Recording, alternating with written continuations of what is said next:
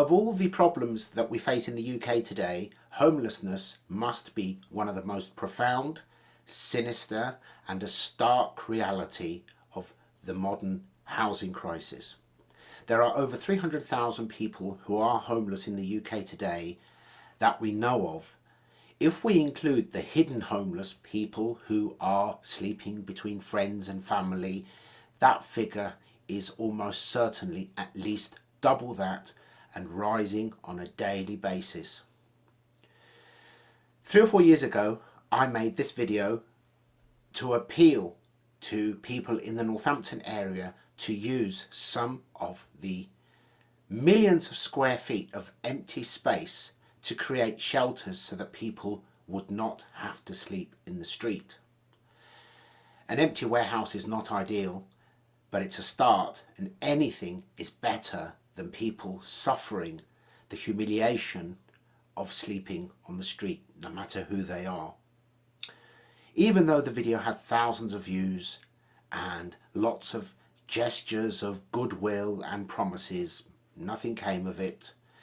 And the unit that I was standing in front of was picked because I know that it was empty for over 10 years when I made the video, and it is still empty today.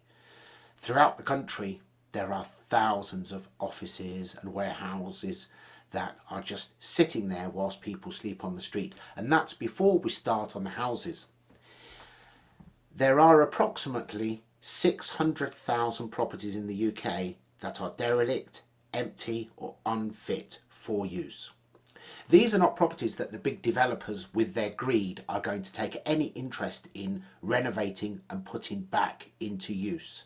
It is the British people who would renovate these properties because the British public love property. They love renovating property and making a small profit in the process. And why shouldn't they? But what did this and previous governments do to actually encourage people to bring these properties back into use? George Osborne introduced a 3% stamp duty surcharge if the property you are buying is not your designated or your primary residence. And this guy in now halved capital gains tax, and it's going to be halved again April this year. Hardly an incentive for people to buy these properties and renovate them. In fact, the volume of these properties that are being renovated has obviously fallen because it's simply not worth it for people. What the Chancellor should have done is given people financial incentive to renovate these properties and bring them back into use. At the same time, there should be incentives for all of these buildings that are sat there empty to be made available, at least to be used even as emergency shelters. The vast majority of industrial units are owned by pension funds. They use your money to buy these properties. They can sit there empty and they don't care less.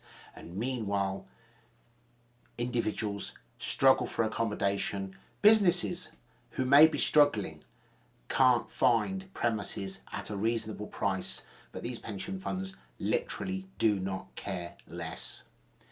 It is my feeling that a lot of the housing problem could be solved by tax incentives to encourage people to renovate and improve these properties, perhaps with greater tax incentives subject to the properties being insulation properties being improved beyond a certain standard. Therefore, our housing stock, which must be considered a national asset rather than an individual possession, because many of our beautiful properties were there before we were here, and hopefully they will still be around long after we are gone. If we look at it in that way, we are just passing through, and the government should offer incentives for our housing stock to be continually improved rather than left to rot. And no matter what happens, our citizens should not be sleeping in the streets, no matter who they are, no matter what they have done, especially as other people who have broken the law are put up in hotels and post videos of themselves languishing in 3 and 4-star hotels, while people who have been born and bred in this country are sleeping on the streets. I'd love to hear your thoughts, and I'll see you next time. Bye bye for now.